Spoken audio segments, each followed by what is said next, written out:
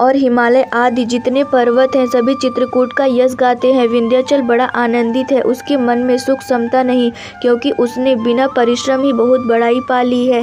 चित्रकूट के पक्षी, पशु, बेल, वृक्ष, तृण, अंकुरादि की सभी जातियां पुण्य की राशि हैं और धन्य हैं।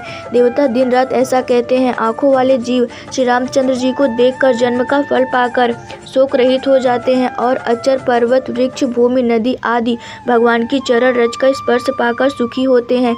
यो सभी परम पद मोक्ष के अधिकारी हो गए।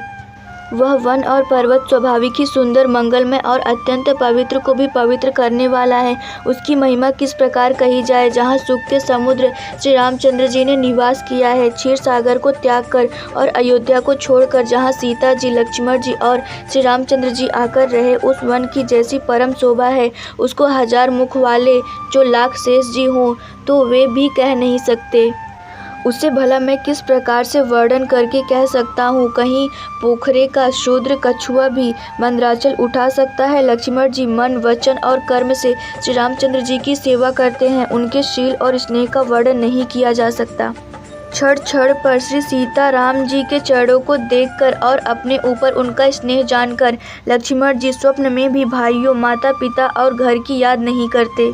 श्री रामचंद्र जी के साथ सीता जी अयोध्यापुरी कुटुंब के लोग की और घर की याद भूलकर बहुत ही सुखी रहती हैं। क्षण क्षण पर पति श्री रामचंद्र जी के चंद्रमा के समान मुखों को देखकर वे वैसे ही परम प्रसन्न रहती हैं जैसे चकोर कुमारी चकोरी चंद्रमा को देखकर। स्वामी का प्रेम अपने प्रति नित्य बढ़ता हुआ देखकर सीता जी ऐसे हर्षित रहती हैं जैसे दिन में चकवी। सीता जी का मन श्री रामचंद्र जी के चरणों में अनुरक्त है। इससे उनको वन हजारों अवध के समान प्रिय लगता है। प्रीतम श्री रामचंद्र जी के साथ पर्णकुटी प्यारी लगती है। मृग और पक्षी प्यारे कुटुंबियों के समान लगते हैं।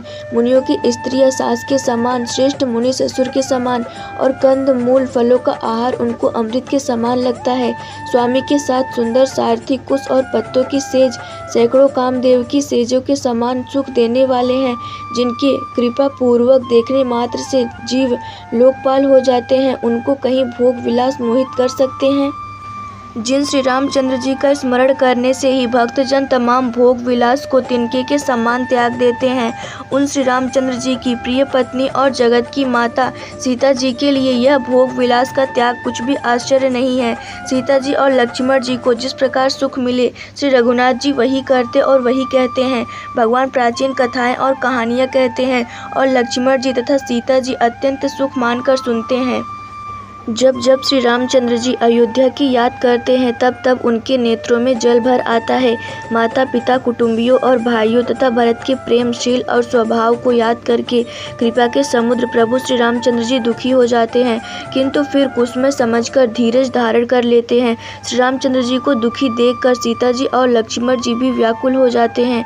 जैसे किसी मनुष्य की परछाई उस मनुष्य के समान ही चेष्टा करती है, तब धीर, कृपालु और भक्तों के हृदय को शीतल करने के लिए चंदन रूप रघुकुल को आनंदित करने वाले श्री रामचंद्र जी प्यारी पत्नी और भाई लक्ष्मण की दशा देखकर कुछ पवित्र कथाएं कहने लगते हैं, जिन्हें सुनकर लक्ष्मण जी और सीता जी सुख प्राप्त करते हैं।